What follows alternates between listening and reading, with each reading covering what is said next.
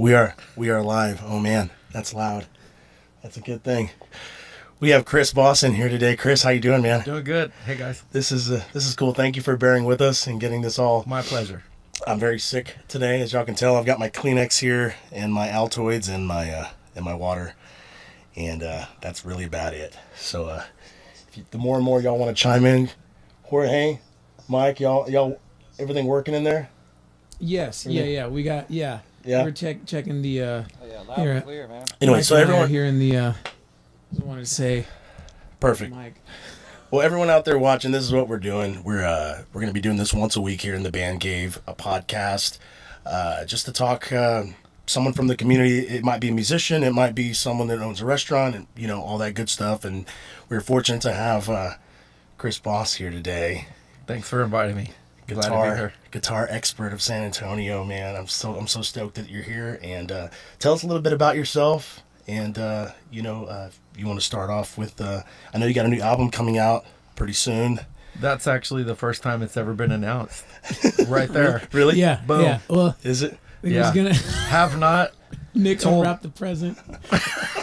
Did I screw that up? No, not at all. I hear the producer on the record he does an okay job. He's all right. He's all right. He's all right. So have we announced who's also on the podcast yet? Yes, I haven't done that yet. Yes, so we have Jorge Palomo over there. You're hitting everything's working. This is our very first Yes. one, so I'm a little sick and We're and working I don't out know the what's going kinks on. here. And we've got the doctor. That's what I call him, Mr. Mike Randolph in there hitting the knobs and everything. So awesome.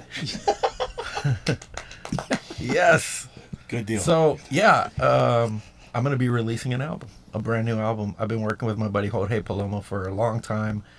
Worked with him on my previous release, which was an instrumental EP called Evolution. Many guys supported that. Thank you. But this is a little bit more, I guess, ambitious endeavor. This is a full rock,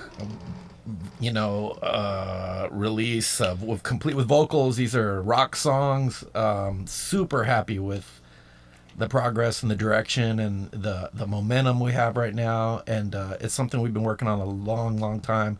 So yeah, I'm happy to announce that we're looking at a imminent release for a single. And then hopefully by summertime we'll be able to release the whole. And when was the last record that you put out?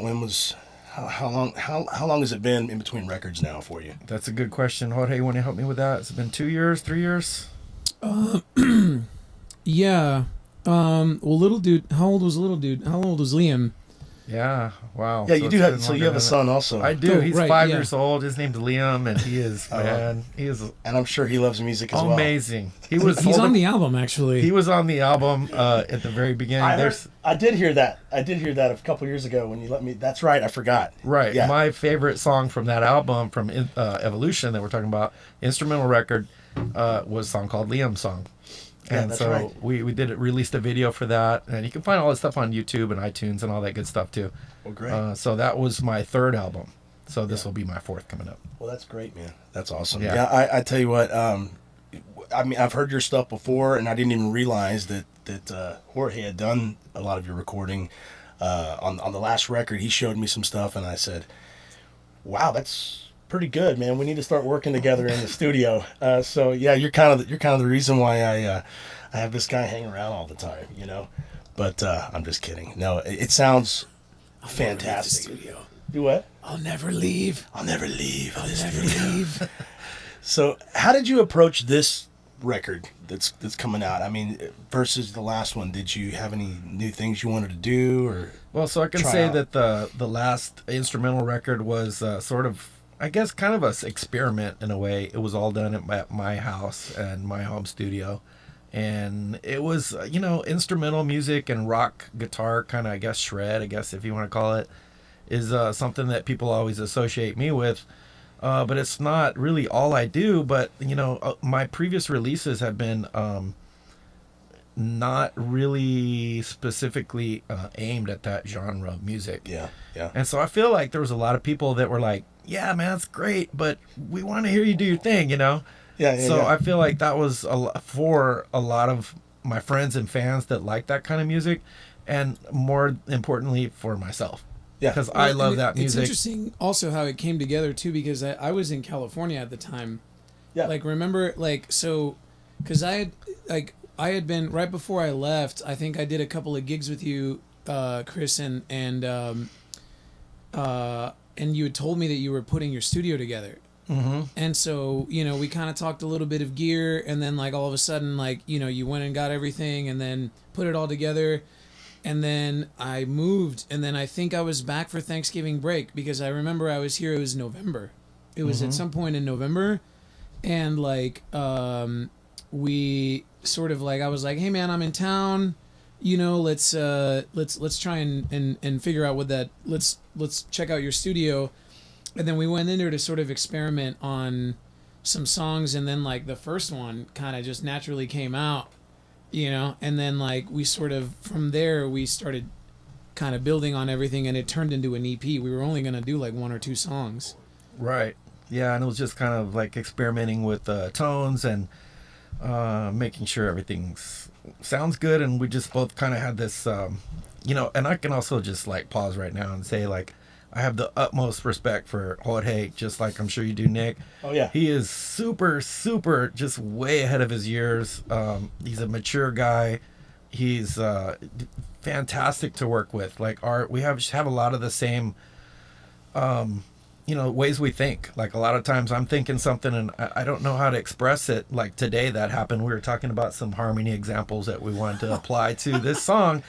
And I'm like, yeah, I'm thinking for this chorus, we can do something kind of like an old school sort of country, like sort of, floating melodic lines and stuff. And he's like, yeah. And then we went on to the next subject. Well, an hour later, he's like, dude, you know what I'm thinking? What about something like this? And he pulls up something Black Hawk, man. from Black Hawk. And I was like, that is exactly what I was trying to convey. Yeah. We were already thinking the same thing. And so, yeah, I mean, he's just been really, really great to work with. And, I couldn't be happier with the position I'm in to be able to utilize him. Well, honestly, like the ideas that, we always go back to, I play country music and we were talking about even on my next record, possibly pulling in some sounds from the 90s and stuff. And I think it's great when you go back 20 plus years, 25 years now even, the bands back then, you had to actually play really well in the studio. Yeah, there were some studio tricks, but now it's all about you can record anywhere and make it sound pretty good. But if you go back to those old records and really listen to what they were doing, they were really having to sell melodies. So that's what he opened my mind to, going back to these old records. Well, and Nick opened my mind to the world of 90s country, which I had never Which heard is before. awesome. I'm a nerd, man. Hey. That's not nerdy, right? That's not nerdy that I like 90s country. I've always been kind of 10 years in the past with music. I've always been that way. And honestly, man, your music, I think there needs to be more rock that's out now like that anyway. With some good guitar playing. There is a void, I feel like that. And I don't know if it's just because that's not what's being consumed right now by the public, or it's just, I don't know. I mean, if you go to the grocery store, you're going to buy what's eye level and right in front of you. So if radio did a better job at presenting that product and letting people, make their own decision what kind of cereal they want to buy, instead of just like carrying like 5 brands, then you might have a different palette of music for people to listen to. But I also will say that I draw on all kinds of resources. I mean, influences myself. Like Jorge probably knows, but I was like a long time country guitar player for hire. Oh, I didn't know that. Yes, dude. Oh, I great. played with a bunch of different bands and some regional touring acts and got to open for some really big artists and stuff. Well, that's great. I love country music. I was thrown into it kind of accidentally, thinking that, oh, this is like country music. This is going to be like, country bumpkin kind of basic stuff. And it might be for certain instruments or certain applications, but for the guitar playing, like at the time that I was learning it, I was like, wow. I was like, hold on a second. I had just like a huge respect. And then all these, like, it became to like what I referred to as like country shred. Yeah. Yeah. And I'm the exact opposite of you. I started out just playing nothing but country, and I still do. But then as the years have gone by, I've had to learn, you know, other tunes and stuff, and playing, you know, cover venues and stuff like that, as we both, all of us know.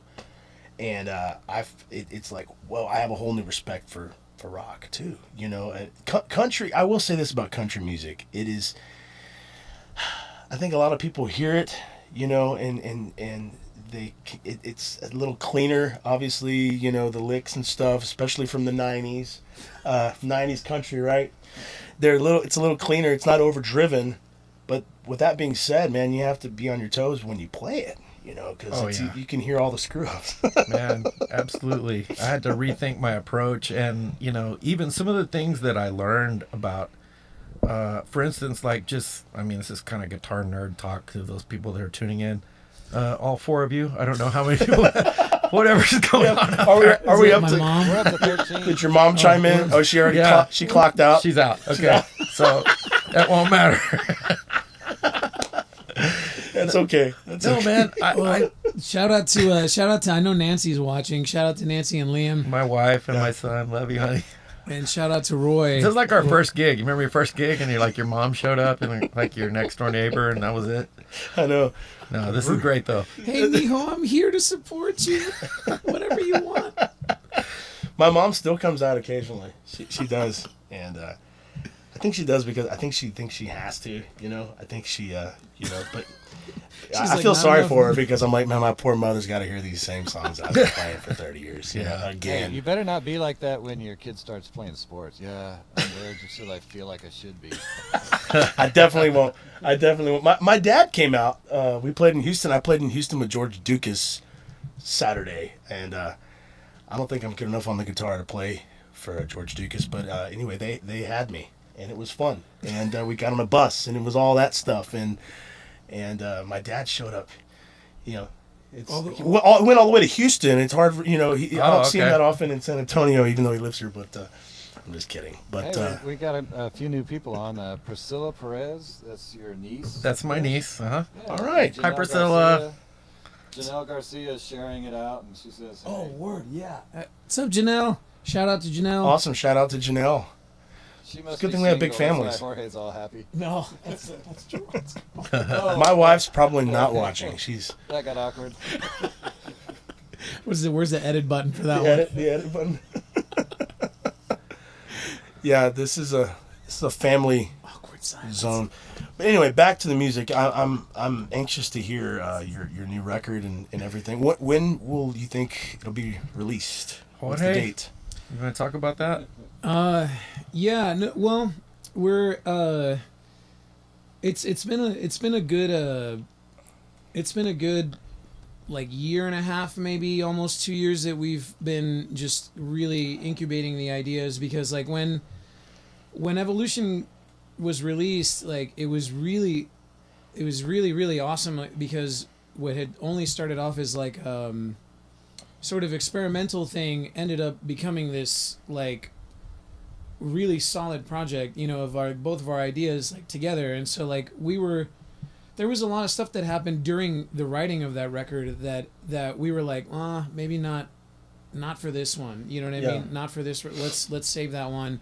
So we had like 2 or 3 ideas, you know, and so when we got back together again a couple years ago and started to brainstorm like the new album, we were both kind of I was doing a bunch of stuff. Like I was out of town with my brother a whole bunch. Mm-hmm. And then I know that for a while, whenever we kept on talking, you'd be like, man, I've got like a double Wednesday, double Thursday, double Friday, and then I got to do this. And so it was like, there was a while where we were both like super busy, and we were always trying to kind of meet up. And whenever we did have the chance to meet up, we'd be like, all right, let's work on this. And then eventually, like, these milestones, you know, started happening into where now the songs are ready, and like the last thing that we're really kind of working on is really polishing the vocals and making sure that you know, this next album, like, you know, with Chris wanting to now have a message, you know, I mean, like, not that Evolution wasn't, you know, but that was a message of like, let's try this out, let's see how our ideas in the studio work. This is more like, now, you know, Liam's grown up a little bit more. You've gone through life a little more, and so you've got more to talk about. And so like we're trying to be a little more heartfelt with this, and so it's taken a little bit of time. But now that things have slowed down for me and Chris, fortunately at the same time, Well, so I think I think a release. I don't know about that. Huh? do things ever slow down, man? No, I Right? mean it's great. Like it's a blessing to be, be able to do what we're doing. Nick, you can attest to this. This is a beautiful place, by the way. This is Thank awesome. you, man. I want to ask you what your plans are for this place, but Jorge's talking about. So those of you guys that don't know Jorge Palomo, aside from being my co-writer and engineer / producer in studio, Yeah. he works here at your studio. Yeah. He does engineering, but his main job is also composer, probably producer, engineer, co-writer with his brother Alan Palomo in the band Neon Indian. Yes. Yes, Yeah. Neon Which, Indian. if you don't know Neon Indian, you got to look him up. I mean, really, really super, super cool stuff. And talking about 90s country, I feel like there's some retro elements in there that. Oh man, when I met Alan, so I can actually, when Jorge called me and said, "Hey man, my brother's gonna be in town. They need a place to cut some guitars," and I'm like, "Yeah." And they actually decided to come over here and use this place to do the guitars on the record. Man, that I was just beside myself because they're super talented. The albums, going back to what we were saying before, no rules. Alan has no rules. It's just whatever I love everything he's doing, man. I remember your mind was blown at the fact that we were like going in direct with a guitar tone and like, you know what yeah. I mean? Where it's just like Now Rogers, baby. the Now Rogers. Oh man, just You know that cat? That's his thing, man. plug the guitar Into the console. computer. Yeah, just straight in. Yeah, the country thing. I mean, all these years of playing guitar in the studio and on stage, you rely on an amplifier. I mean, you rely on an amplifier for your tone, and fortunately, say, the new gear that's out, we don't have to do that. you anymore. haven't Yeah. really had too much experience with like digital stuff, right? Like No, that I was because like with Fractal, for example, like my first sort of experience on with Fractal was Chris actually, and funny story about that's kind of how we met as well, like a little bit along those lines. We have to tell you that. Did y'all meet at the music store? Don't tell me y'all met at the No, music store. no. Okay. It was at a gig, and I remember we were playing at the Falls, and it was like a multiple band thing on the bill, and we had played, and this kid walks up, and it was like one of those things where the other we had just finished, and the other band was bringing their stuff on, Yeah. and we're in this like whirlpool of And gear, Steve was there, right? Of course, was Steve doing sound at that time? No, it was Okay, no wonder. it Oh was no, like- he was. Yeah, Was he? Steve was there. Okay. That's right. Yes. And I always, every time I hear the name of the Falls, I'm not interrupting, but I gotta throw Steve out. Poor Steve, man. That was a tough gig, man. It was. Anyway, keep going. Oh no! So just this kid comes up and was like, "Hey man, I really like your tone. Like, what are you using?" And I'm trying to ball up my cables, and I got this drummer bringing a hi-hat stand right by my face, and I'm like, "Yeah, I'm using this some other stuff. Like, just got a bunch of stuff going on here." And I felt bad because I felt like I kind of blew him off, but it was just bad timing, And I was like, "Yeah, man, we'll talk in a little bit." And then he's like, "Yeah, for sure, man." And then so I get all my stuff on the side of the stage, and I'm talking to somebody off stage right after our performance, and I remember hearing this like just grooving bass, like it just sounded ridiculous. I'll never forget. It was the song "Aeroplane" by Red Hot Chili Peppers. I love that bass line, dude. Oh, And I was like, yeah. who is this band? I look over and it's that kid that was asking me about my gear. I was like, that was him. That kid was Jorge, and I was like, wow. And I just spent the rest of the thing just like watching this guy. I was like, man, this guy is really, really good. Very Too good, good for this band that he's in, if I may say. I don't want to ask what band it was. We're not going to talk about it, Okay, but good. We won't say anything. he was the best part of it, in my opinion. So we started talking, and it turns out he was looking for a gig, and I was kind of in between bass players, and so yeah, that's how we met. But Well, then of course, obviously, he was. now he's recording. From there, the now, rest is history. Yeah, for exactly. sure. I can't even think. I'm all sick and stopped up. Yeah. Oh, by the way, I'm a producer. I'm an engineer. I can play a little guitar, some keyboards. Yeah, I can. Pretty good with the mouse. And the rest is history. That's great. That's how it is for me. I started. I kind of swapped out from there, and then I started playing full time with Chris, and then it was like a year, year and a half or something like that. Doing a lot of traveling and stuff. I asked a lot of him. I'm sorry, dude. I asked him to those Dallas trips were worth every mile. 4 or 5 nights a week. Two of them were in Dallas. So the band back then? Who was the band? Was it three? Was it a trio or was it four? Yeah, guys? we kind of floated in and out of different guys, but I've always been a trio. Oh, from the very beginning. Okay. And I'm sorry, I didn't know. Power trio, bro. yeah, I just I it wish just seems to simplify things. I'm It's just something I'm gonna go see your live show before long because that's what's bad about us all being musicians is we miss each other. No, I never have get to- I have friends of mine that I've never even seen play. Yeah. Just online or Yeah. they come by here, but Even like touring acts, like most of them come through, and it's like, man, it's hard because when you do it for a living, it's cool. Like, you can say, okay, cool, Friday night, I got paid on Friday. Normal people, normal. I mean, like just non-musicians. Yeah. Well, we're kind of normal. I don't know. No, we're not. All right, you're no, right. yeah. We're not.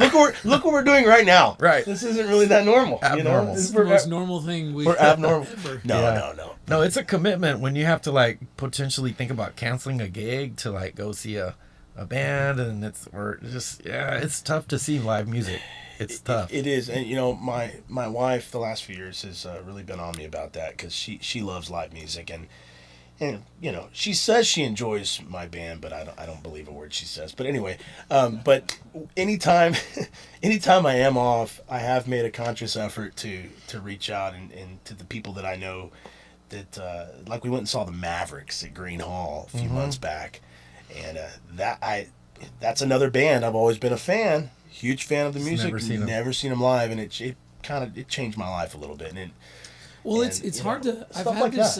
We've had this talk a couple of times with people that are like, it's sort of hard for us to like, the word vacation is it can be a very loose term when you're in this sort of when you're in this industry, because like sometimes you're fortunate enough to be able to combine a vacation with, you know what I mean? I know you've done that before, right, Chris? Oh, yeah. I've done it. I've done it. Yeah. Oh, by the way, honey, we got a gig in Houston.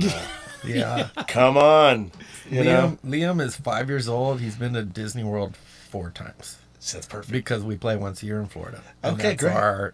That's our family vacation / gig. Make some money. But, and seeing, like, I feel like that in turn kind of says it all in the sense that, like, when it's, when it's a freelance game, a day off is money not made. So when you add vacation to it, I know. And then you're in the red. You know what I mean? So it's like, and I've explained that to the wife. I have, and still, no, we need to go do something. We need to go do. But it's true, right? I mean, we can all kind of defend ourselves here. I mean, it is really hard to. It's happened numerous times to me where, we'll go do this, and then I will get a call, and it's like a big private party or something, and the money's great, and you go, oh man, and that's the sacrifices you got to make to do this stuff. Yeah, well, even like Jorge. So we were talking about the album and what was the the workflow like and everything, and I was talking about Neon Indian, and some of you guys listening may not have ever heard of him, nor had I and I didn't realize until I saw some of his Facebook posts and stuff, and we're talking and we're getting the momentum going on this current album, and I'm saying, hey man, what's your schedule like first part of next month? He's like, well, I'm gonna be in Ireland, and then we're going to Australia, and then I think we're going to like South America, and then so I'm supposed to be back. I know I'm going to be back on Wednesday, and I'm like, what?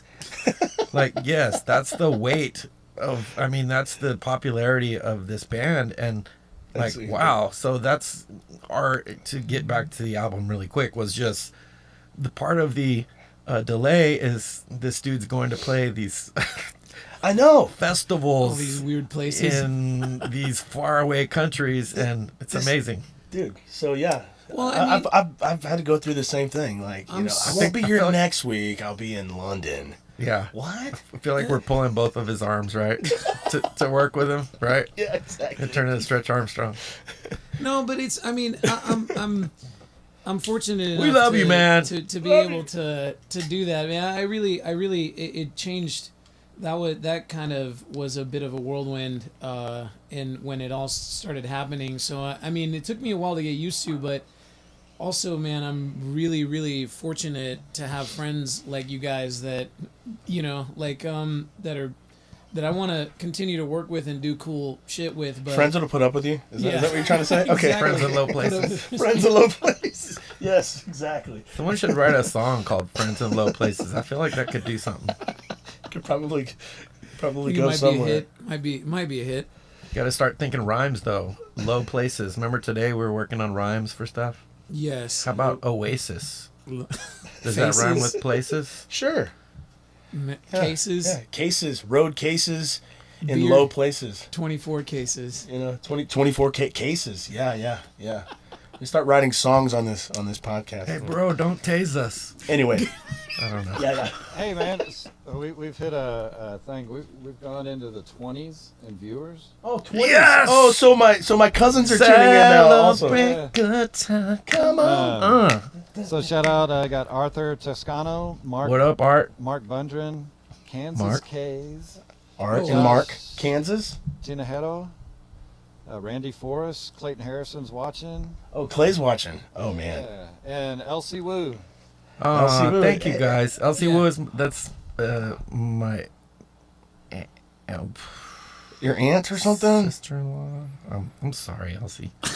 Guys tuning in, thank y'all so much. Yeah, you guys are Thank y'all awesome. That's very family much. right there. That's Priscilla and We're Elsie. just getting this ball rolling, so trying not to screw up too much. And try to think of things to talk about. Speaking of that, I did make a list, but it got thrown away. My list got thrown away. Okay. I might have blew my nose with it. I don't know. Today's been a rough day for me. I woke up this morning. I told you all earlier. I woke up this morning and I go, "Oh my god, I am screwed. I can't. I got to do a podcast tonight with Chris and Can't even tell what's gonna happen. We're all gonna have to talk like that, so it just sounds normal. yeah, exactly. It's the mics, the tuning of the mics. Yeah. It's a good thing I'm not singing today. I've got that shaggy voice going on here. You got, dude. Yours was bad last week. Was it last week? It was pretty bad. It's like the cedar. I think the cedar gets me pretty badly here. It's South Texas, man. It's just everyone always has this problem with And sinuses. Clayton's tearing you up on the. What is Clay saying? I don't even want to read. Clay, I don't care what you say. Anyway, people just tuning in. Hopefully there's more than 20 of you now. But anyway, we are here with Chris Boss, man. And we're talking about the new record. I did make a note here. I want to talk about, we can all talk about this. Can you recall what your worst gig ever was? And tell us about it. Man. I think a lot of people tuning into this want to hear, like, this is cool. And I don't please have don't one. leave out any details. No, I don't have one in the can. I really don't. I haven't had any. I've just had a bunch of weird stuff that's happening for sure. I can't have. That'll work. I mean, there's been a time where I've forgotten my guitar. That's kind of crucial. Classic. I think that one goes. That one, everyone has to have one of those. And it's like, viewers, really, dude, you have one job, and you'd be surprised how hard it is to remember that job. Yeah, no. So I showed up to a gig without a guitar one time. That was pretty bad. But you know what? I got to the gig and I was like, oh man, you guys aren't gonna believe this. You're not gonna believe what I forgot. I brought the PA and all the mics and the cables and everything else except my guitar. And there's so one of the, I feel like you guys always have that gig where there's always the guy that's always at the gig. Hey Nick, man, what's going on, dude? Hey, can I get you something to drink? Like the guy that's always at the bar. Oh my gosh. And he's super, super helpful. So much that it's like overly helpful. Well, there's a time when that dude is your best the savior. friend. The savior. It is because Hey, he's Chris, like, dude. Wes is asking about the old man that heckled you at Martha's 20 years ago. that was great. Thanks, Wes, for setting him straight. That's when you always got to have backup. See, Yeah. the jogging the memory, I man. mean- Jogging the memory. Definitely not the worst, but definitely not my favorite. That's why it's always good to have friends in low places, right? My buddy Wes was like, listen here, old man. Some guy was complaining about the volume. Oh, God. Yeah. And Wes pointed out, hey, man, this isn't your boardroom meeting. You're at a bar, and there's a live band, so take your bullshit outside, and I'll go with you if you don't shut your trap. And I was like, I love you, man. I do love you, bro. My buddy Wes has been supporting me through many years. In fact, he texted me the other day, hey, this is turning into bullshit. When's this album ready? So, now you I have know. a Wes. I have a Wes, too. Tell Jorge to quit going to London and Yeah, man. Around So you're the going to be world here a so you while. I'll be here for a while. You're going Yeah. to retire out of the band cave, I guess, Yes. doing podcasts I'm gonna and talking about turn into the Bandcave Hermit. the band cave hermit. Who goes there? Who goes there? I'm already the band cave hermit. You got to have band cave hermit number 2. Yeah. You know. So okay, you have a house gig in San Antonio. Uh-huh. You have a house gig, and it's every night is it, and where is it? Is it at Mad Dogs? Is what I'm thinking. yeah, Mad Dogs every Thursday and Sunday, and from 9:30 to 1:30. Yeah. And Mad Dogs has been like the greatest just thing that's almost I start thinking about my son and my beautiful wife, of course. Not musically speaking, Mad Dogs is the greatest thing that's happened to me because it's given me stability. It's given me a platform to, you can understand as a band leader that it's important to keep your guys working. And by that, I mean my band. Oh, I know. You know, Trust me. you can't expect guys to commit if you have 2 gigs that month, Yeah, because yeah. if they're quality musicians, they're getting offers from other bands to join. Of course, yeah. So what happens, all the quality musicians get snatched up by the guys with all the gigs. Yeah. So what's been great for me is that I've been able to keep the guys working and, offer them a sustainable, schedule and stuff. So what's great about Mad Dogs, my favorite thing about the scheduling is that it's, there's no PA involved. I mean, that's kind of nerd talk, but there's no sound and lighting is there. So it's kind of an easy setup and an easy tear down. But the clientele that rolls through there, it's hilarious. So that's the thing. It's like downtown San Antonio, like a lot of tourists, Oh, right? man, the spot. I remember even when playing with Chris, like, didn't we have we had the Rock of Ages cast. The cast of roll Rock through of one Ages, time. Rock of Ages got up and did like a routine to like one of our tunes or something. You played Pour Some Sugar on Me, and like That's the right. dancers were like getting on the car, like And trying doing to, the whole yeah, dude. Yeah. Really? We've Yeah. had like actors, wrestlers, and famous musicians. I mean, just like a who's who that goes through there, and it's Wow. cool. Like guys from Iron Maiden have gone in there, and what's cool is like they're usually like super cool. They're musicians, so they Yeah. get up. When the guitar player from Iron Maiden was there and was like, just stood on the side of the stage, for the longest time, just watching me, and I was like, That's got to be I weird, can't right? believe that he's still there. Like he's just like with this smile. He's just like watching me do my thing, Yeah. And I talked to him afterwards. He's asked me about my gear. How are you getting your tone? Or what are you using for this? And I was like, why am I having this talk with you? Like, why are you asking me this in my little BS little club setup? But super cool, man. Invited me to the show, gave me a full ride, the pass, and introduced me to all his friends. That's happened with Judas Priest. That's so cool. Guys like from WrestleMania would go in there every Sunday because it was like Monday Night Raw. So Yeah. once a year, all the wrestlers would go in there, and it was like Ric Flair and guys like just Wow. just cool. So is that how you met Billy? Is it Billy Madison I'm thinking Billy of? Madison. Is that what you told me or no? Yeah, he knows Bill, but no, Chris. Yeah. I don't know if that's how. I don't know if because of that gig, because that's you and I were talking about this last week on how awesome that it is to have that house gig, but it just you meet so many different people all the time. It is great for that. I mean, it's been really great. That's not how I know Billy, but Billy's a great guy too. That is engaged to my sister. Oh, well, I didn't know that. Okay, wow. Right. All right. Okay, Yeah. cool. Well, then that's awesome. So this new record, man. You know. No, I was gonna say Anthony posted a comment, Chris, Yeah. about Anthony Alamon. You could, yeah. Shout Bass out player, to Anthony. bass player buddy of mine for many years, dude. Loyal, awesome bass Thanks for player. tuning man. in, Anthony. Thank you, brother. He says you could share lots of adventures like blowing up a transmission, running out of gas, and riding in the back of a cop car in the middle of the night in Flower Mound, Texas. Well, there you go. Yeah. See, I mean, how long is this podcast? How long do we have? How much time you do you got, wanna... buddy? By the way, I was not in the cop car because I was in trouble, but because, wow, how did that happen? So I picked up my van from having the transmission repaired because of hauling gear all the time. And then they're like, no, I don't know, it's not ready. I'm going, are you sure? Because he told me it was going to be ready Friday. I need it for Dallas. Cool. You know what? It'll be ready. Okay, great. Go down there, pick it up. No, you know what? It wasn't ready because in a place called Flower Mound, Texas, Where is that? it's somewhere Of all between here and people, Dallas. Nick, I I can think tell you you that, in the would middle of know. nowhere. I didn't know. I feel like I've never heard it's of Flower Mountain. North Dallas. It might have been on the way to Oklahoma, It's but northwest, kind of north of Fort Worth, even. there you go. Okay, so we were probably on our way to Oklahoma, and oh, that's what it was. The van wasn't ready. He goes, look, the van's not ready. Take my truck. With the keys.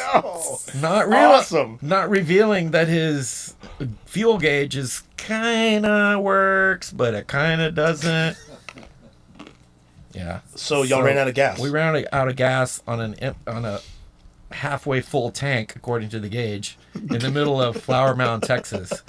And we're like, and I mean, nobody, dude. Like, just total darkness on the side of the road. Was this before cell phones? I mean, I know. No, yeah, I we always called- ask that question because there was a time, kids, there was a time where we didn't have cell phones. You don't know how good you have it.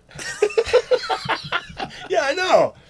Yeah, wait No, for the a bit. drummer was in the back seat. And he goes, hey, well, you know, on the back of your license, there's like a number you can call, like roadside assistance. And I was Wow. like, oh, okay. I didn't know that. A lot of people don't know that. I did not know that. So there you go. If you're ever in trouble, look on the back of your driver's license. There's a number you can call for help. And that's exactly what happened. So we're waiting there, and here comes a police car from Flower Mound. And the guy said, y'all having trouble? I go, yeah. I think we ran out of gas. And he's like, well, I can take you to get some gas. And then I was like, oh, that'd be great. Okay, so he's like, I got to put you in the back. What? I guess policy, or I don't know what, just for whatever reason, maybe just made it Put you in the back of the truck. Yeah, he wanted to embarrass me a little further. Keep Flower Mountain. your eye on that gas Did tank. it cross your mind at any moment there that could be like the beginning of a horror movie? Like, wait a minute, this guy's taking me somewhere. It just felt weird, and I Like was, Leatherface, right? Anyway, Ooh, that's scary. yeah. So he's a nice guy and helped me out. Thank God he showed up. And Back we there with had the chickens and the Yeah, back of the truck. yeah. Many. But it helped. But you know, then did y'all make it to the gig? Yeah. Wow. The thing I also remember, Anthony. Do you remember that his radio didn't work, but the CD player did?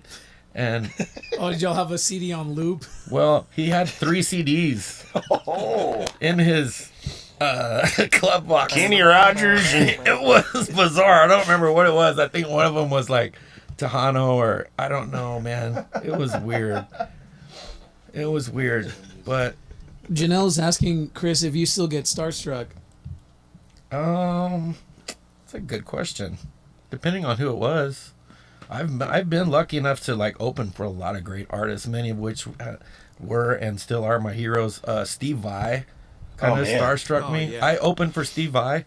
wow. So yeah, no pressure. No pressure at all, Right, dude. just go on before this guy. He plays all right. You want to know something funny about that? Was that we had sound checked and everything, and it was like the moment, like the house, all right, and the house lights went down, and then I was supposed to start with this riff, and I started with the riff, but nothing came out.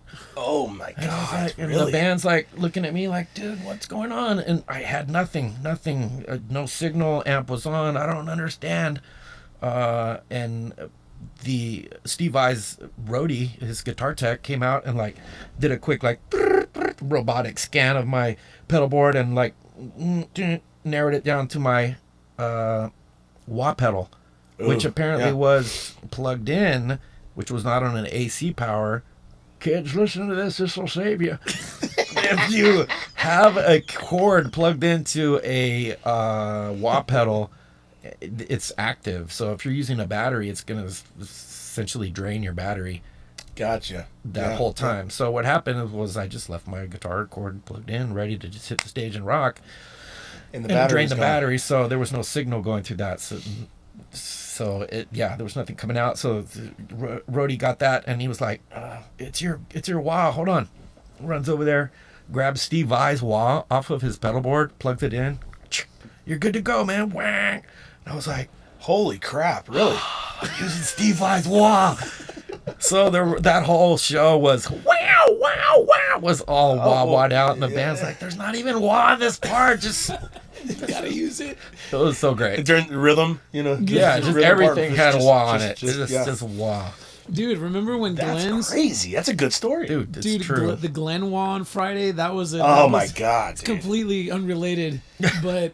Yeah, we were Glenn- singing like Amarillo by Morning or something like that, like one of those, Perfect one of place those- for a wah. one of those like slow ass country songs. All He was right, trying to do swells. Yeah, and he it was wasn't trying his- and it wasn't his rig. it's a Bosch GT10 for any gearheads Yeah. out there. It's and Yeah. the way it's set up where you put when you stomp on the volume all the way, the wah engages, and then you can use the pedal as a wah. Well, and it's not because Glenn has a fat foot either. It's not because of that. It's not. It's because I did the same thing, and I told Anthony, I said, dude, you really need to get that fixed because that's gonna be a problem in the show. And yes, it was. What were we playing? Like No, Cowboy Rides I Away think or something? It was Cowboy Rides Away or like Amarillo by Morning. Wow, and, like, wow, wow, wow, wow. What the? He was trying to do a swell. What He was gonna- tarnations?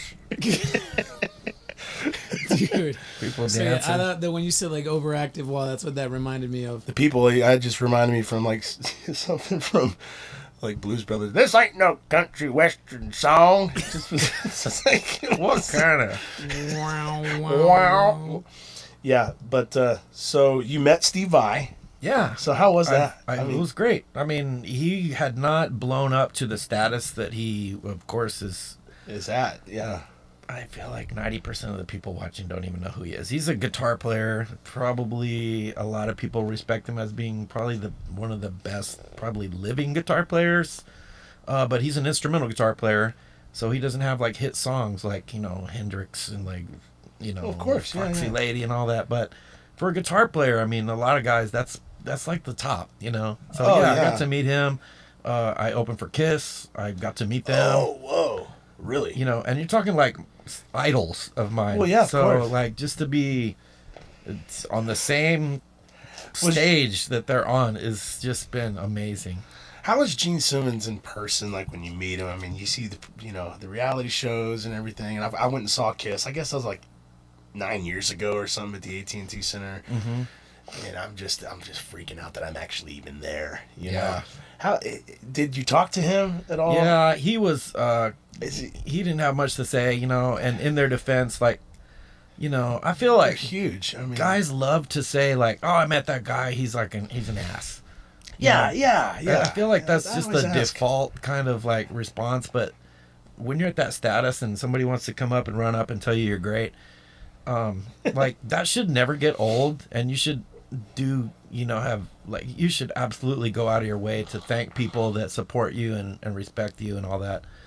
And Sorry. it probably gets a little old, a little man. tired. Like, what are you gonna say to these people to provoke them into like an engaging conversation with you that they haven't heard already? So Well, I can just imagine at that level when you're, every other night or whatever it is, you're in a different city and you're just there's radio and everything you gotta do and photos, pictures, everything, meeting with people, meet and greets, and then I even get sick of it at times when I have to play just 2 gigs in one day, and at the end of the night, someone that usually comes to see us or whatever will come up and I just don't want to talk. I just don't want to talk to anybody. I just want to go sit down and drink a cold beer and just be in my own zone. So I can imagine how these guys are, that they're on a different plane all the time, and so they're I all always, cool. Yeah, I mean, oh they're yeah, all cool, I'm sure. I always sympathize though.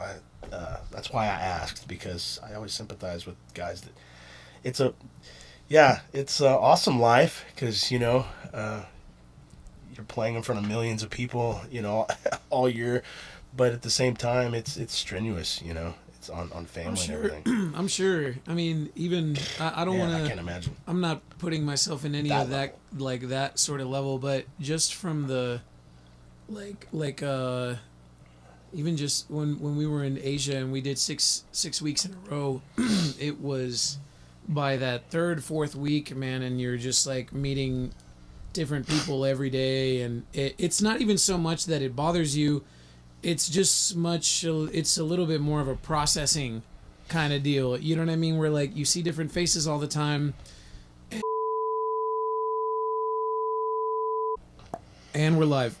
We're live now. Sorry about We're back that. on. Sorry about that. Technical difficulties. Technical difficulties. Yeah, they shut off the power because I didn't pay the bill. So We had to call Time Warner and CPS real we quick. had to call Time Warner and yeah. But We're on generator power right now. Actually, so as long as we don't run out of gas, we should be good. it's like we put $5 in. That should get us through to about 8 o'clock. Yeah. Sounds great. It happens. The internet stuff happens. So Interwebs. you can hear me? Yeah, You yeah. can see we're me? checking the Everything's- stream. We're good. What were we talking about? We were talking about, well, I do have some things on this list here. I want to talk to you about the Spurs, the San Antonio Spurs, and I have seen a couple of your performances Yeah. on YouTube playing the national anthem. How first off, how is that? What does that feel like? That's amazing. That's a great, one of those things that fell in my lap. I mean, well, it didn't really fall in my lap. I kind of went and got it, but Yeah. just one of the most surreal, amazing like moments you can think of. I can imagine, man. And I was telling somebody the other day, they're like, "Man, what is that like? Like, do you get nervous?" And I'm like, in a way, I guess, but not. The only time I ever really get nervous when I'm performing is when I'm unsure of something. Like if I know I'm performing a part and maybe we haven't rehearsed it, or I've never really, I don't get nervous a lot. I get anxious, I guess, and excited. So I've Yeah. always gotten excited to do it, but yeah, I mean, it's just so great. I mean, being a musician, you know what it's like when you're playing music, performing live, unless you're doing like a concert performance. You know, if you're playing at a bar, people are talking and dancing, and some are paying attention, some of them aren't. In a moment like that, Oh yeah. there's no talking. Everyone is standing at attention, focused, and kind of judging you. Yeah, Honestly. like who's this guy with the long hair I'm gonna playing wait the for him to national mess anthem? up. I know it's coming. Just hang on, wait for it. The high part, he's gonna blow it. I know. So that's it's so cool. Just so awesome. What's the prep for that? What do you do? Like that do you just sit there and shred and practice over and over, or do you come up with new ideas and Yeah, I've like changed keys. Which for guitar players know, it's pretty much totally changing it. But yeah. obviously, if you change keys on it, then you're playing it completely different. And so I ended up kind of defaulting to E, which is for me, it's a little more natural. It involves a lot of open strings, so it's a little more free because you can rely on some strings to ring for you. But yeah, the prep for that is basically just finding a key that feels good. And then, like the notes of it, the performance of it, it's not a difficult piece at all to play on the guitar. But because of the weight of what it means, that's the hard thing. And I was talking to Jorge about it. It came up a few days ago. Sorry. Huh? Sorry. No. Go ahead. Go ahead. Are we good? I didn't say anything. Yeah. I was checking the stream. Go ahead. I didn't say anything. I didn't say anything. I'm talking to you now. So Right. So the Spurs. So what were y'all talking about with that tune? I mean, national anthem. I mean, obviously, right? It isn't that hard to play, but at the same time, if you screw one of those notes up, right, Yeah. you're gonna get crucified. And an electric rock guitar player, as I am, it's, for me personally, the hardest thing that I kind of struggle with is not overdoing it. Yeah. Because there's people that say like, man, that's your moment. You can just go crazy. But for me, it's not really about me. It's about what that song means and what I can do to convey my respect for what that song means. and it doesn't really necessarily involve me going crazy on it. So Yeah, just like that's one thing about sometimes too many notes just doesn't mean anything. You know, it's just in what most people out there. That's what you were saying earlier about a lot of people may not know who Steve Vai is. Well, there you go. I mean, people are just used to basic, right. melodies. Yeah. And just the honor of playing out there on that court with playing man. guitar to the national anthem alone is. It's been great. Okay, I'll do it. I'll tell the story about how I did this. Yes, I want to know. This is hilarious. It's so sad. We were playing a gig, and a guy came up and said he liked the band, and we just start talking. It turns out he works for the Rampage, and which is owned by the San Antonio Spurs. Yeah. And I said, "Hey, man, I've always wondered, how do you guys pick who does the anthem for that?" And he kind of like a light went off, and he said, "You want to do it?" And I go, "I have always wanted to do that. I've always wanted to do the anthem on guitar." He's like, let me find out, dude. Let me get your number. I'll talk to some people. I'm gonna get with you. So he calls a couple, and I really thought I'd never hear from him. He called me a couple days later. He goes, "Hey, man, it's me. We met at the bar. I talked to some people. This is how we do it." So, to generate revenue and bodies in seats in the for hockey, which quite frankly we're in Texas. It's not like a super popular attraction. So they are trying to invent ways of bringing people to the arena, understandably. And they said that the way they normally do it is that they'll have like a church group or like a school or something like that, and then they'll have them sell tickets to see their performance. So Okay. I was like, "Oh, okay." He's like, "So come down to the AT&T Center," and I was like, "Wow, this is really happening. This is really happening. Pick up some tickets, and I want to know if you're available for this date for this performance." And I was like, Yeah. yes." Yeah. So so sad. I go down there and I pick up this giant stack of tickets, and the thing is like maybe a month away or several weeks away, and I start asking people in the bars and stuff if they want to buy tickets to this hockey game, and they're like, "No, we're good." Nah. Man, after about good. the 20th person I asked, I'm just like, this is so sad, dude. I don't know. I mean, so the guy calls me about a week out from the performance and asks me, "Hey, so how do the ticket sales going?" Well, it's kind of slow, I guess, but I'm trying to feel him out. Got about 50 people so far committing to go. No, nothing. Nothing. I could not To sell the hockey a ticket. I could not sell a ticket to the hockey game. They were like $10 a piece and whatever, and so I tell the guy, I didn't reveal that, of course. I just told him it's a little slow, but I mean, like, what would you say, like, what do you need me to hit or what? He goes, "I don't know. I mean, like, that's hard to say." I go, "Well, what's like the minimum, like, that you need me to cover?" He's like, "I guess maybe like 30. Wow. And I was like, "Okay." I did the math, and I was like, $300. Yeah, that's right about, I think, where I'm at right now. I think that's what I've sold. Of course, telling a little white lie. Yeah. So he says, "Okay, well, yeah, okay, well, so we're good, I guess. Bring that in, and we'll do the thing and whatever." So, I paid him $300 out of my pocket Oh my gosh. to do the anthem. Wow. Yeah, So it did mean a lot to you. it did, and I was willing to pay $300 to do it. The good news is that You got a lot more out of it, it though. was right after that the Spurs called me and asked me to do it. No, they called me back to do the Rampage thing, and they said, "You know what? Don't worry about the tickets. You're good.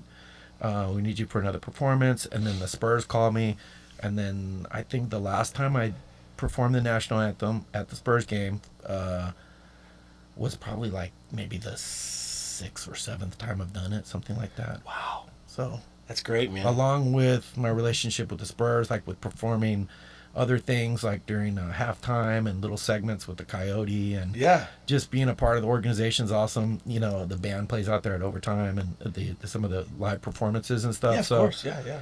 being a super fan of the Spurs, Me I've lived too. here my whole life. It's just so amazing being like in the back catacombs of the arena and like I know. meeting the players, and it's just been so great. I'm glad you had a good experience with it. We did it one time. Nick Lawrence band played at the Spurs game, and I guess it was like between an intermission or something, or I don't know how we did like inside of the inside the arena, and the Inside coyote the- had like a tambourine and he was messing with us, and I guess we didn't. I don't know why we didn't do like a sound check or something, and I couldn't. The delay was they reassured me. They're like, oh, just sing, it'll be fine, don't worry, and it was rough. I heard that we did a good job though. I That's wish I had all that footage. matters. I heard we did a good That's job, all but it that was just matters. like, you know. It's just like, I got friends, and it's just like bouncing around. Yeah, And that's weird. it was really weird, but you know, that's awesome that you're able to play where everyone can, you have everyone's attention playing the national anthem. I mean, Yeah, that's it's more of an different. honor, yeah, But yeah, that is amazing though. It's you know? I think it's definitely I think a pretty it's a pretty unique thing, I think, to be able to like Oh, you know what I dude. mean, like have that many people's attention just on you for those 3 minutes, and even then to like remove yourself sort of from it. And How many people are in? Like it's Shared like and 26,000, and when it's packed, AT&T Center, it's what Yeah, I think it's 28. 28, I right? think capacity, something like that. And I will say that, prior to the last few times I've done it, they had an old like jumbotron, I guess, for lack of, I don't know what they're is. I guess they're still called jumbotrons. yeah, The that center giant court, LED screen. Yeah, LED thing. So they just recently spent like a ton of money renovating the AT&T Center. One of the things they spent a ton of money on was a new jumbotron, which included all LED surround sound, and the sound system in there was like just night and day, Incredible. amazing. So prior to that, I would use in-ears, Yeah, and yeah. which was really cool because like, I guess it's the thing where you like when the singer or the guitar player or whoever's doing the anthem, when you hit the high note, everyone screams and yells. Yeah. So I remember having my in-ears, and having it be like so loud that I could hear it through my in-ears. But since they renovated the sound and stuff, I went down there to like test my guitar, and you stand right on the logo and stuff, and you do a run through. And man, I took out my in-ears and I was like, this sounds amazing. Like I tell people, if you would ask me the question, when has your guitar ever sounded better? It's that moment. Oh, 'Cause yeah. you get this rain of speakers down right on the center, and then you have the, I guess the ambience of the arena. Yeah, Oh, yeah, yeah, of On course. the outside of that, so you're in this little cylinder. Stadium. It's just, it's What's amazing, man. That's incredible. Well, and you're using you've always gone direct. You've always used a fractal. Yeah, I right? used AxeFX Fractal Audio. I'm using the AxeFX 2. Fractal, I'm your guy. I've got I guarantee you he's watching right now. 4 of your units, so for sure he's He's definitely watching, man. Everyone's watching. it's Ron Fractal, I think it is. So Ron, Ron. that's not true at all. Oh, I know Ron. Ronnie. Ron. Shout out to Come Ronnie. on, Ronnie, hook a brother up. Give me something. Fractal. Yeah. You've never up until recently, right? That you used to kind of like started messing around with like direct amp stuff. With gear in general, my whole career, I know a few things. I for some reason I didn't dive in like a lot of my musician friends have, but especially with this new stuff, the Axe and the Fractal, right? So it's just I don't even know. The two main ones are at least from the ones that I have experienced, because there's tons. But the So you use the Fractal, Chris, right? Yeah, but so Fractal is AxeFX is the brand, and the Fractal. Okay. Well, actually, the brand is Fractal Audio, and then their unit is AxeFX. Okay, They have yeah. a 1, 2, and now a 3. They have an Axe 8, but that's their. It's like a little that's all they make. board. Fractal Yeah. just makes I think that. Glenn has an Axe 8, doesn't he? I definitely have. Yeah, he does. Yeah, Glenn has an Axe. I've played through them. I mean, they sound amazing. I just never have owned one myself, so I'm gonna.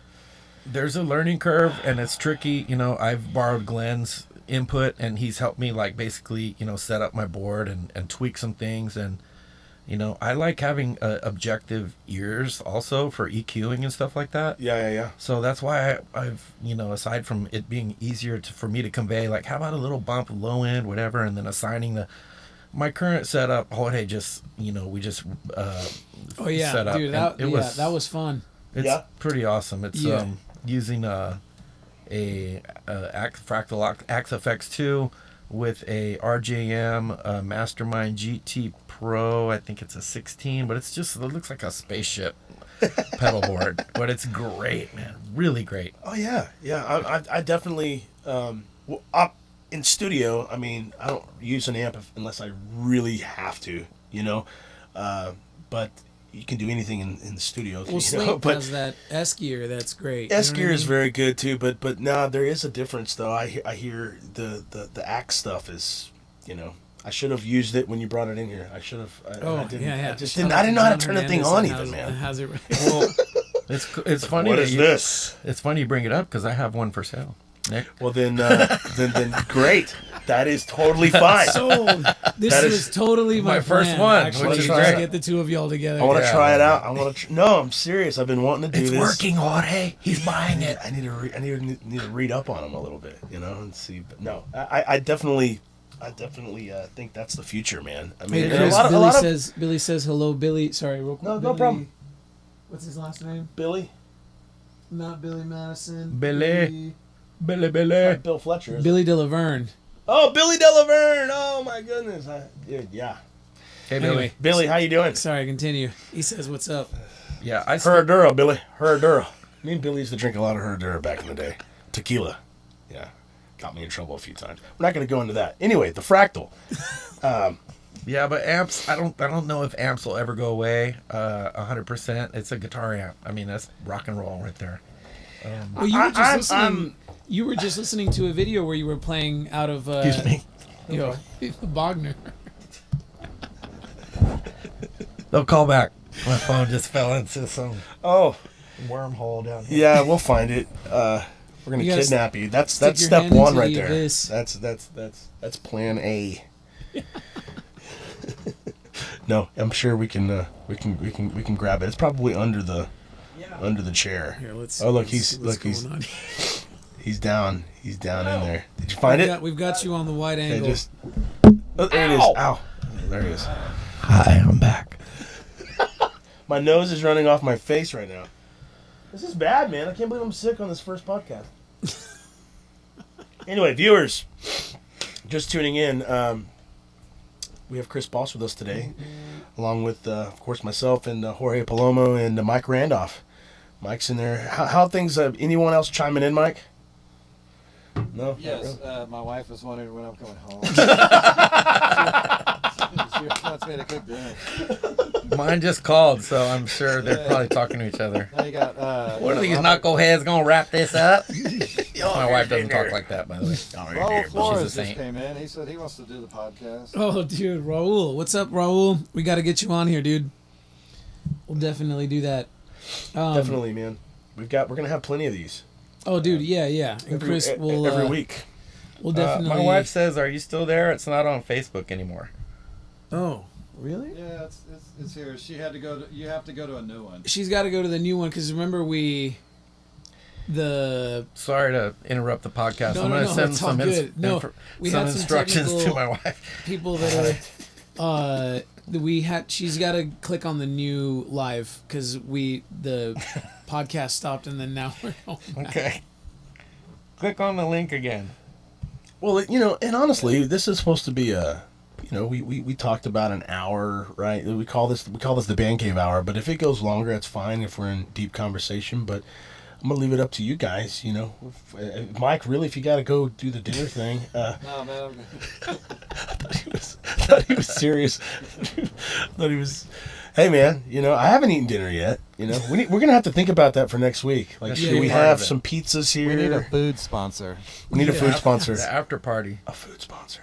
Yes. Food. Yes. If we did this on Mondays, it'd be pizza, I tell you. I think we're two Tuesday somewhere. Something, man. Even taco, did this Camilla's, dude. Mexican restaurant. The greatest. But, Well, what are you don't have any more bullet points? like I said, I'm not lying, man. I had a list that I made earlier, but I don't know what happened to it. But I definitely wanted to talk about the Spurs. That was one of the main things because I think that'd be one of the. If I had to do that, if I had to go play the national anthem on guitar for a Spurs game, I know I would be extremely nervous. That's just me, because I've never had a, I don't consider myself a real guitar player. I just, it's Aw, just shucks. no, seriously, like, something about just playing, and it's that tune. It's like I think it would just eat at me, like, oh man, any second, dude, you're gonna hit a wrong note, Man, I mean, you don't realize until you get the recording back of it, which the Spurs are super great. They'll send me a HD recording of, audio and video from my performance, like every time I do it. Yeah. And it's always like, you kind of like got your chest out after, if you feel good about it, or maybe you're like, I don't know. And this is true. I feel like I can ask you about this. Have you ever had like a performance where you feel like, yeah, man, I feel like we really did well. Like, I feel like we, Yeah, of course. I feel like you had a good night, and then you look at a video and you're like, Oh yeah. man, I thought it sounded better than that. Or there might be a time where you're like, that was awful, and you look at it and you're like, actually, that was one of the better ones. That actually happens to me more than the other. Like, there's nights I'm like, I'm not on. It's not working, man. I'm just not feeling this. And then we go back and watch video. And Recording yourself is a completely, entirely Very different monster. unforgiving. That's what I should say. Oh, the man, performance of the anthem is like very unforgiving. Every little pick, scratch, and one little note just seems like so huge. Well, not only that, too. I mean, also like attire, right? I mean, we've done some gigs before where, I'm just like, no one really cares. I'll just leave just a t-shirt and some tennis shoes on, and and got my beer on the top of the amp, and just not caring, and then when you look back, it's like, man, that looks bad. Yeah, that it just looks like I gave up. Things that you got to clean up and tighten up. And things you say. We're gonna learn that on this podcast. Nick, don't ever say that again. Don't blow your nose directly into the mic anymore. No, seriously, it happened a couple months ago. We were looking at a video, and I was just in a kind of a foul mood, and I just wasn't feeling it. And we had an early show, and I felt like it was probably one of the worst performances I had. Man, I didn't feel like I was hitting the notes. Singing just was not. Nothing felt right, man. My guitar would not stay in tune. And then you look back at the playback, and it was pretty good. Yeah. It was pretty damn good. Yeah. So I think a lot of it's in our head, man. It's whenever you think you're having a shitty gig, and then you like sort of look back at some sort of recording, and you're like, well, that was, But I think it's a mentality thing where you end up, like, in a sense, I guess, without going to the extreme, but if you're not caring on stage because you're sort of not really paying attention. Yeah. Then you've done it long enough, then autopilot takes over, and it's usually you're more in your head than your body is, know. And so I think that's. How many times has this happened to you, Chris? Jorge, I know this has probably happened to you, where it's a packed house. And someone's calling me. That's Mom. She's not watching the podcast. How many times has this happened where you're playing and it's a packed house and the band sounds good and everything's rocking, and then you ask yourself, what the hell am I doing right now? I don't know what song I'm playing. I don't know, and the next set of words just comes out, or the next group of licks, you're just on autopilot. Absolutely, man, all the time. There's times when I'm like, okay, I don't know this verse. What's this verse? Here it comes. Uh-oh, and then just it comes out. Yeah, exactly. It really does, and it's like, I didn't do that. My brain did that, and it's kind of scary. Happens a lot. It's cool though. It's a cool feeling. It is. But I always had to ask that because. But you know what? Like, really, like you're talking about critiquing your performance. What makes a good performance? Does a performance your most perfect note presentation? Is it, how much of it is attitude? And your audience, what do they perceive a good performance? Is it like, well, it sounded really good. Okay, is that the perfect performance? Or is it, man, that guy was like a lot of fun. He's hilarious. I'm going to go see those guys again. Exactly. Perfect performance means something different to every person. So, I mean, you can't really, it's almost like, well, who's the best guitar player? Well, what do you like? What's good to you? Exactly. There's no, you can't win at it. And I'm kind of guilty of that myself with Vince Gill, for instance. Vince Gill, hell of a country Dude, guitarist. I have a ton of respect for that guy. Incredible vocalist, and so me and Ashley went to go see him a few years back. He came to the Laurel Auditorium, and man, and it wasn't just the fact that, and I've seen him a lot of times, but in this particular performance, he was just in rare form, man. He was even funnier than he usually is, and that just made it way more enjoyable. The fact that the personality on top of Right. the mountain of talent this guy has. Yeah. And that means something to everybody Well, else. I would say ultimately, I guess the perfect performance is if about to get crazy. deep and philosophical here, but I mean, as long as somebody walks away with a smile on their face, after watching you play, Yeah. I think that's probably the most perfect performance that you could have. That's it, and that's why it just kind of robs your soul when you have to play shows like, like Michael Carey used to say, he's just going, yeah, man, don't worry about it. We're just wallpaper tonight, That's true. We're just but we're gonna get paid, but that's why I play music. I want people to enjoy themselves when they hear my music, and I don't know if every artist feels that way or not. Some guys don't care at all.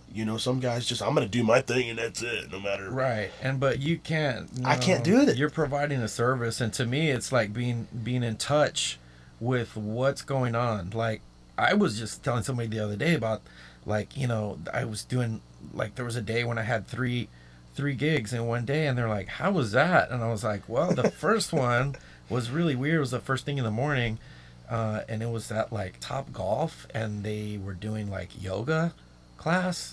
Awesome. And it was a solo gig, so I was like, okay, let me assume my role for this performance. Yeah. And you realize that you talked about wallpaper. Yeah. For that performance I am, but for my persona and my performances for that performance is going to be way different than the third gig I had that day. Yeah. At like the club where people are like dressed up and they're ready to rock and have a good time. So I think the best performers are the ones that can adapt to each Very scenario. True. Yeah, I agree. Like one gig in particular that the San Antonio Rodeo would hire me for. It was a very, very nice corporate event, and it's like 5,000 people, and they have a big star on the main stage, and they put us on this big stage on the side. But the reason we're there, we're hired to get the people drinking. We're hired to get the people drinking and to start conversing and to start slowly dancing and get them ready for the auction, man. That's right. It's all for the kids, right? And I had to continue to tell myself that, because I look at the set list and I'm going, you're not going to play these songs. Yeah. You need to change this up. You need to play songs that will get this group of, and then it takes finally a few people to show up where you go, and just to look around. I've been doing this especially in San Antonio for 20 plus years, but just to look around and go, okay, this type of song is going to work now. And that's what I've always liked about kind of running my band that way. If you stay into a specific set of songs, doesn't always work. Yeah. Until you get to the show. Right. And I have a lot of people tell me I'm crazy for doing that. So do you write set lists, or do you call out audibles? I call He out. definitely calls them out. I call them out, especially if you don't know them. Yeah, on the bigger shows we do, if we're headlining Flores Country Store or Lukenbach Dance Hall or something like that. Yeah, or even at some of the nightclubs, we have a list, and I try really hard to stay right on top of it. But then, if something's just not working, whether the dance floor is not moving or people just aren't digging it, I have to change it up. And I don't see anything wrong with that, A lot of guys won't do it, though. Just stay. Yeah, no. But that's... Oh, screw them. I'm going to do what I do. I'm going to do what I do. I'm going to do it. And that's fine, too. I respect that also. But but honestly. But and I mean, yeah, if that's sort of your thing, that's cool. But I think... in the cover band world, I think you should definitely have if you're trying to do if you're being an artist, you know what I mean, and you're trying to express yourself or whatever. Yeah, that's one thing. Yeah, but it's true. if you're there to provide music for people, and because there's so many songs I know. There's so many songs you have to learn, right? That we just don't want to. Huh? There's songs that we have to play that we just don't want to play, but we just have to Oh, play. dude. I'll go right out. Brown Eyed Girl, man. Oh, I know. It's classic. People love it, man. You know, and I've been playing it I think that's probably the first song I ever played or something. Yeah. And I It's don't definitely- think I've ever actually heard of the real version. Oh, I have, and but I've, you know, you get sick of that, you know. In the country world, it's Neon Moon. That's the one that all the country bands like. Oh, I hate, you know. But you play it, and the dance floor gets packed. They won't dance to that brand new one that's out, you know. Yeah. The new Neon Moon. The new Neon Moon. Sun goes down on my side of town. Just real fast or something, you know? Or a polka version of it. Someone's asking, a couple of people are asking Chris about the Karabi show. The Karabi show. So, yeah, this is many years ago. I was in a band called As Is, spelled Aziz, and we are doing a reunion show, and it's going to be an unplugged version of all of our original music from that band As Is. And so we are the opening act for John Karabi, who was the lead singer for Motley Crue for a long time. Yeah. So when Vince Neil did his solo record, which I might say is one of my favorite like solo rock records of all time, that had Steve Stevens in it. Anyway, don't get me on that wormhole. Yeah, so As Is, my former band, including myself and the 3 other original members of that band, which are just cool guys. We're all still friends and stuff, and just our careers have gone different ways. We're opening for this guy, John Karabi, the former singer from Motley Crue. It's So when is it? Fitzgerald's, and I don't have a date. I know it's coming up, and we should start rehearsing for that, guys. If are y'all listening, you guys from the band. So, but yeah, I'm excited about that because, you know, the MTV Unplugged kind of generation. I thought that was a really, really cool movement, and it allowed listeners to see different sides of their artists and strip down and see if the songs still hold up. Yeah. So that's what I'm curious to see, because we are having to make some, some arrangement changes and some different approaches to these songs that were just straight rock songs. Yeah, and we're gonna have to do some time changes and just, see craft re kind of work these tunes, and that's what I'm looking forward to the most, is just hearing a different version of these tunes that we used to play. So. Definitely, I definitely want to see that. Is that on a weekend, or is that gonna be like do you know if it's gonna be during the week? So really? It should be off. Oh, Yeah, then I should think be it's on off. a Tuesday or Wednesday. So that's when the promoter asked me about it. I was like, yes.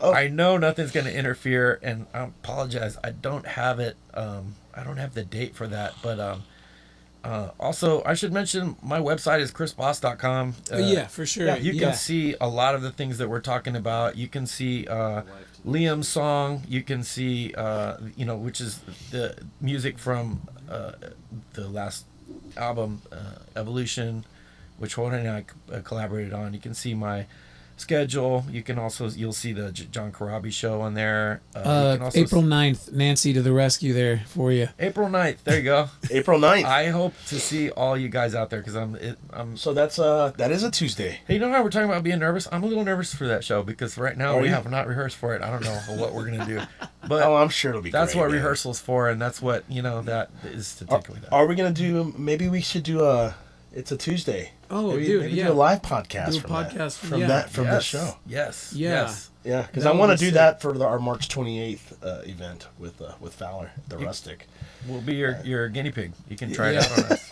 Dude, I'm happy to do that. Yeah, no, that'd be So, great. Man. Yeah, go and hang in the green room and right before the show, hang for like half an hour right before. Yeah. And By the It's, way, Fitzgerald's, by the way, also. By the way, viewers, if you're just tuning in or if you've been watching, we're definitely going to get Chris back in here to do some music on the next, not the next podcast, but we'll be letting you know soon when we're going to do this. I want to jam with you. I do too. That'd be yeah. I'm awesome. going to get a drummer in here too and just really rip this up. Yeah. We got some people in the mix. Mic everything up. And Oh, yeah. we're gonna- Awesome. okay, so it's gonna be pretty awesome. So, yeah. So I got a question for Sure. y'all that could probably spark some more. So influential albums, top three influential albums. You go first. You go first. There's so You many. go first. Man, because I don't want to. Desert Island, top 3 influential albums, like that you just like from when you were little. From when I was little, Appetite for Destruction was Ooh, definitely. yes. Appetite for Destruction is definitely A country guy? I know. That's What? why I was hesitant, man. Did we just become best friends? I don't want some of my fans go, "Oh my God, he didn't say George Strait." You know, like I didn't want people to freak out. No, but I was in kindergarten when that album came out, and I still enjoy listening to that album, especially when I go to the gym. But that one, man, they're probably all rock records, dude. Is that That's totally Ain't fine. nothing wrong with that. Honestly, no. I will say there is a country record that from when I was a kid that "Rope in the Wind." Garth Brooks was one of my favorites, and that's when he really got into rock. See, this all comes back around. He really just a lot of rock influences. And I have one more. One more. You said I mean, three. you can leave it at There- those there's three. there- if you want. there's so many, man. There's so many albums. I don't know. I guess I'd have to say. Or why? Okay, why Appetite for Destruction? Okay, dude, I was really young at the time, 6, 7 years old. I think that album came out in '87. So I was born like in '81. So the reason is it when it hit hard, and it was different. It was like Southern rock. It was honestly kind of sloppy. Honestly, it was just raw, and there was a lot of stuff was polished then. If you can compare that to like White Snake, Here I Go Again record, whatever record that was, I love that record too, man. But there's some difference, man. It's just a little more raw, and it sounds like 5 drunk, drug addicted dudes in a studio In rock and LA. rolling in Yeah. L.A. It sounds like L.A., man. I mean, Yeah. it's just like, oh, screw you, we're doing it like this, and I loved Use Your Illusion 1 and 2. I just was a big Guns N' Roses fan. I love Slash's tone. Everything about that. Axl Rose is a lunatic, though. I don't know what I'd do if I met Axl Rose. I'd probably be either scared or I'd just run away. Scary guy. You're the jungle, baby. Have y'all seen the reggae? Give me some reggae. No, Oh, I y'all haven't need to seen check that out. You just YouTube, give me some reggae. because I do sound all the time when not all the time, but quite a few times a year when I'm not playing, I'll go do festivals or whatever. I have a big sound system. Okay, I think we're live again. We're live. Yeah, we're just real live. quick, yeah, but y'all can. Yeah. We are eventually. We're gonna wrap up soon, but so for those of y'all missed when we got interrupted, again, I gotta pay that. I gotta call CPS again. Man. I gotta get this ran out fixed. of time. We had to put another quarter. Had to in. put another quarter in the machine. Had to go get some more gas for the Ran out generator. of gas. No, but okay. So you gave me 3 choices, right? I talked about Appetite. I talked about Rope in the George Wind. Strait. And but actually the third, I don't know, man. I don't know if it's my top 3. It's definitely my top 5. But Chris can chime in on this. Is Avia Musicon Eric Johnson? Oh, that dude. record Yeah. is so. I could never play like that, but I love listening to it. Yeah, this amazing tone and like very well crafted, and instrumental, but it doesn't bore you. It's not, No. and he shreds, but it's just so clean and tasteful and just musical I sounding. mean, melodic. What freaks me out about the album when I first got it? I guess I was really young, but Cliffs of Dover, of course. John Hernandez. That's what John Hernandez played that at the Taft High School talent show. I think I was 13 years old, and he might have been a senior or something. I don't know. And I freaked out, so I of course went and got the record. I didn't know. So John's I been didn't- awesome that long. Dude, John plays the same. John played when he was 17 the same way to me the way he plays now. I mean, yeah, he plays great guitar. But anyway, I didn't know that Eric Johnson sang. I just heard that Yeah. song. Yeah, I think they played it on Kiss Desert back Rose and stuff. Is that what Desert you're talking Rose, about? yeah. Oh, dude, that's a jam. That's a jam in that Yeah, man. album. On that album. Eric Johnson. Yeah, and I was telling Chris earlier, Jorge, that record, I literally, when we do sound check anywhere and we're setting up the PA, especially if we're setting up all the stacks and everything, we put that record on. I mean, Trademark's a good one to that I like Yeah. to. Trademark's great. But just to check everything and the way that thing was mixed. But so you got to tell us. Do you have your top 3 maybe? Man, this is tough because they're all going to be nerdy guitar things, but and in order, it's just top 3, not like number 1, right? Because you didn't do that. I didn't do that. I didn't do that. Have Just, to pick a number 1. just so off the neither did top I. of my head. Yeah. Top 3, I know influential was man, this is tough because I have for sure. Man, okay, Van Halen 1. Yeah. Oh yeah. That's a great record. Van Halen 1. That when Eddie just Ripped it. changed everything. Yeah. Van Halen 1. You know, 1978. I think believe, it was. Yeah. I believe so. Yeah, I mean that was the birth of a guitar player kind of carrying the band in a way to where, you know, there were songs, but people were, let's be honest, we were waiting for the solo to come up. I mean, at least I was anyways. That's when I thought it was cool that, you know, like you're like, oh, what is he going to do on this one? Like, oh, it's so great, you know? I know. Yeah. And then Eat 'em and Smile was like that for me too, because then that became, Oh, dude, that The one next- for sure. I mean, I think I gotta put that one probably in my Top top 5? 3 as well, Top dude. 3? Like, Really? yeah, I I don't know. that was when I first heard Billy Sheehan as like a bass player. Yeah. Mm-hmm. You know what I mean? Like, not, I mean, you know, with Mr. Big as well, but I think, I don't know what it was about Eat 'em and Smile that attracted me a little bit more, because it was like Steve and Billy on the side, but still like on the front. yeah. You know what I mean? I don't know how else to explain I it. need to hear that record. Oh, Yeah. dude, yeah. Yeah. I Yeah. know. That's crazy cool, man. And, There's so many, dude, right? I guess number 3 would be a tie between Yngwie Malmsteen's Rising Force. Malmsteen, Yngwie Malmsteen. And He's pretty good. And Passion and Warfare, Steve Vai.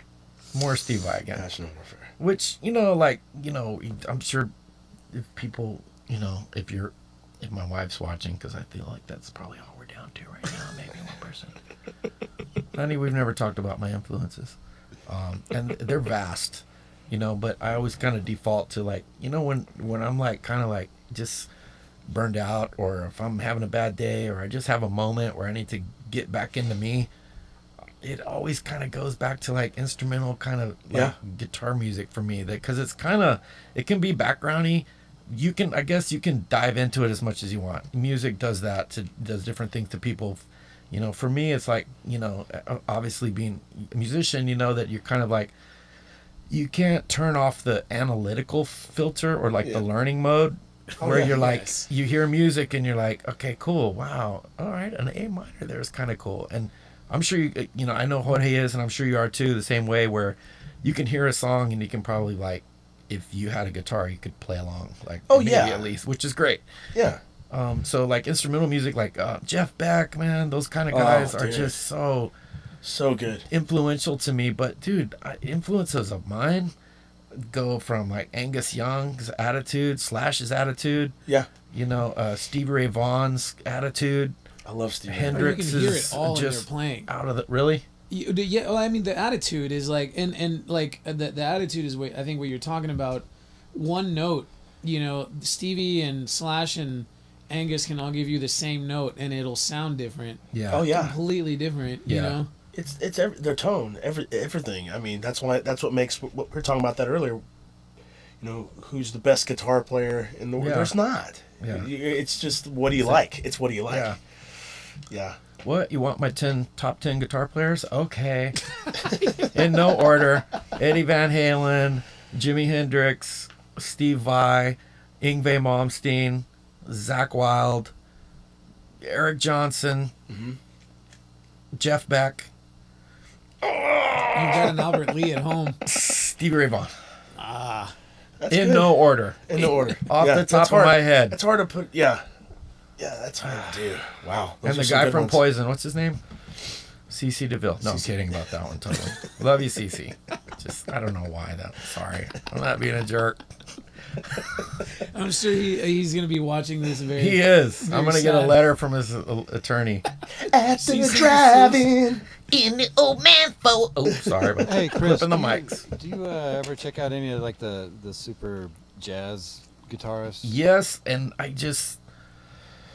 man, I have so much respect for those guys because, yeah, Al Di Meola, even guys like George Benson. And Oh yeah. just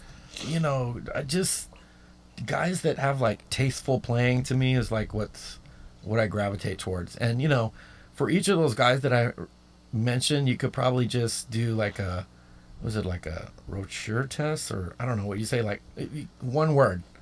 Okay, one word. That would be a cool experiment, right? One word to describe a guitar player.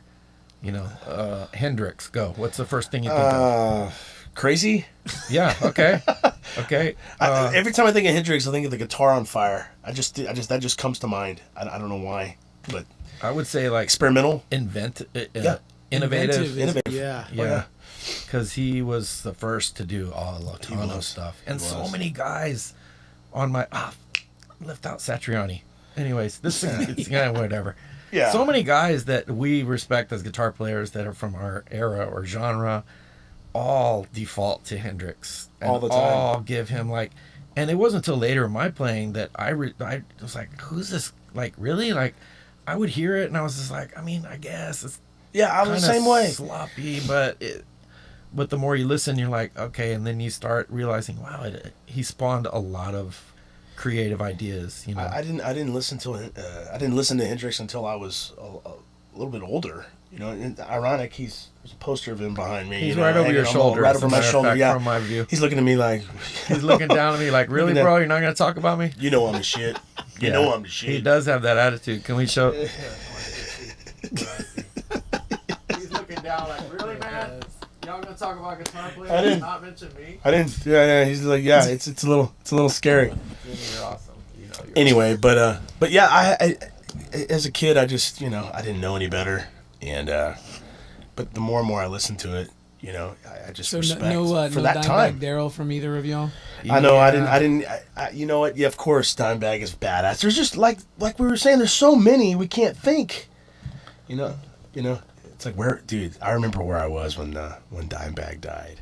Oh man, I think a lot of people will do it. A lot of people, musicians for sure, right? Remember that.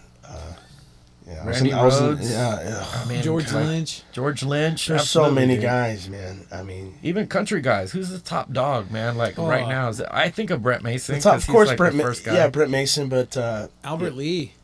Albert Lee. Albert Lee's been Jerry around for a Donahue. long time, man. John Carroll lives. I think John. Well, his brother's Randy Carroll, who radio personality for KG97, but he's played with a bunch of guys. He there's a clinic, you can see that on YouTube of John and Brett Mason, and it's killer. Really? Killer. Oh, killer. man. Killer. Good chicken There's also picking, man. Johnny Highland. Have you guys heard Johnny? Johnny Highland's Highland, killer. yeah. My favorite from the old days, I've always loved Jimmy Olander for Diamond Rio and Pete Anderson. Dwight Pete Yoakam. Anderson, man. Pete Anderson. Dwight Yoakam's producer right there. Good. Yeah, oh, yeah.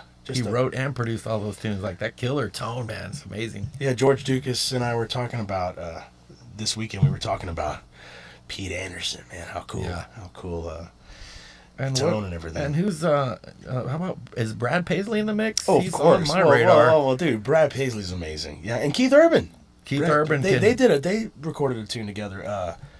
Brad Paisley, man. I've never dude, seen him yeah. live either. I don't know how we could have forgotten about that. Dude. Brad Paisley. Well, we just opened up the country guitar players Yeah. can, so they're There's a kind of song- in their own genre. There's a tune. I forget. I'm so bad with names, man. He's got a tune, and it's very like Eric Johnson. believe it or Really? not. Brad Oh, on it's his- on his called. record. It's on his. I know it's called "I Want to Check You for Ticks." That's it. No, That's it's it. not. It's not That's that the one. one. That's the one. That's Man, you know what? I love country. That's where I check out, man. When you pull that on me, I'm Yeah. like, I love it, and I know you're being corny, but it's just like, ugh. Oh, I know, dude. Oh, You know? trust me. And it's it's you gotta sell. You gotta sell the I get it. records, I but get it. He does have an instrumental album though. Really? oh yeah, yeah, Yeah, yeah. and it's the one where the Eric Johnson-y one has, and it's got like a Isn't a there play. a Clint Eastwood? There's a song on there that he does with Clint Eastwood, right? on that album? And Clint Eastwood's whistling. Oh, It's all instrumental, and Clint Eastwood. Yeah, Yeah. kind of. He's doing this. It's real melodic. It's beautiful. I wish I had my laptop in front of me right now so I could. Yeah. Or my phone. that'll be an upgrade in the next couple of. Yeah, We'll be able to do. we need to But have yeah, that. he does have an instrumental album, which I think to his credit, he probably listens to a lot of the guitar players that we listen to, or that Oh yeah, dude, don't you can fall so under tell. that. You know who's a quirky guy that is, I'm sure you know of? Junior Brown. Oh god, Junior Brown is so great, dude. Dude, Junior Brown's a badass, right? He's so great. Loud, And just goes, man. Raunchy, and he'll do these like parody, kind of quirky, tongue-in-cheek traditional country songs, and he'll throw like these Hendrix licks and the instrument he plays. That's on an interview It's called with him. It's a Git Steel. A Get Steel, It's a and Get Steel. supposedly he had a dream about it and woke up and wrote it on a napkin, and it's basically just a 6-string with a lap steel like bent Attached to it. built into it or Yeah. whatever, and goes into like doing like the pedal steel sort of sounds. And Oh, it's and a lot of the shows, just like you, it's a trio, man. Yeah. Upright bass, and his wife. I don't know if they're still married, but years ago when I saw him, his wife played acoustic, and so upright bass, and I think the drummer had a snare drum yeah. and like a little ride cymbal, and that was it. And, And just like, you know, killer. you're talking about like attitude and stuff. What I hear from him is I hear like Hendrix 3-piece like raw attitude, but like country.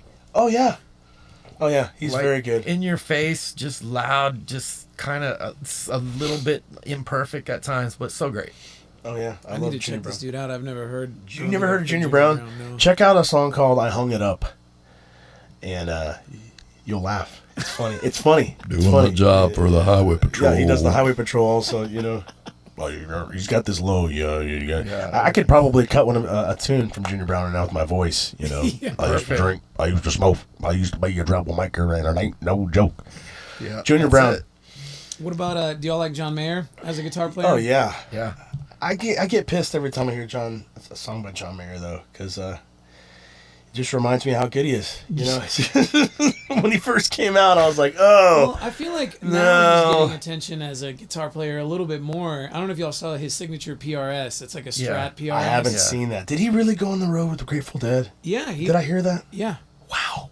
yeah, he was their guitar player for you know, crazy. like how many people, and his name's come up in the past. I have the utmost respect for people that choose to default to the music that they want to play instead of what the producer wants them to play. Because let's be honest, he had a hit with Your Body Is a Wonderland. Exactly. And he was a little pop teeny kind of like, pop idol. And he could have easily milked that for all it's worth. Like, no I know. telling how much more successful he could have potentially been doing that. But, once you get to a certain point of your career and had success, you have total power. Oh, You have total total power. control about what you want to do next. So I That's- have so much respect for him choosing to like revert back to like what he wants to play and the blues and that kind of stuff. And he's a great guitar player. That's what I was saying earlier. Like, And singer. making a joke, but every time I hear his stuff, I'm just sitting back going, golly, Well, it's this rare to guy. see It's not just the way he plays. It's his feel. His Right. groove, man, with the way, I don't know if that's, and I know it's not just studio magic, because everyone that has seen the guy live is, all of his live videos, you just sit there and go, Jesus, man, this guy is just on it, man. Yeah. That DVD that he came out with, Where So the Light good. is like one of my favorites. I haven't seen him live either, by the way, so that's another one we got to go to. Yeah, nor have I. Yeah. His drummer's named JJ Johnson. He's from San Antonio. And He's from here, right? From Texas. Yeah. He's from Austin. Yeah, I think he's from Austin, but he's playing San Antonio all the time. We should see him with some local bands and stuff.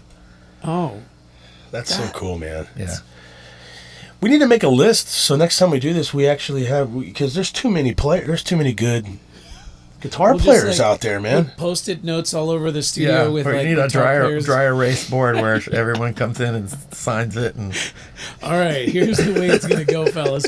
We're gonna start off with Jimmy, and then we'll work our way down. Work our way down. Yeah, dude. Yeah. Well, anyway, what do we? We're almost at 2 hours. Y'all, We're almost at 2 hours. You want to wrap it up, man? Yeah. So, Chris, where can we find you? ChrisBoss.com has an updated schedule, and like we were talking about earlier, the house band at Mad Dogs every Thursday and Sunday night, 9:30 to 1:30. There's no cover charge. It's always fun and very spontaneous.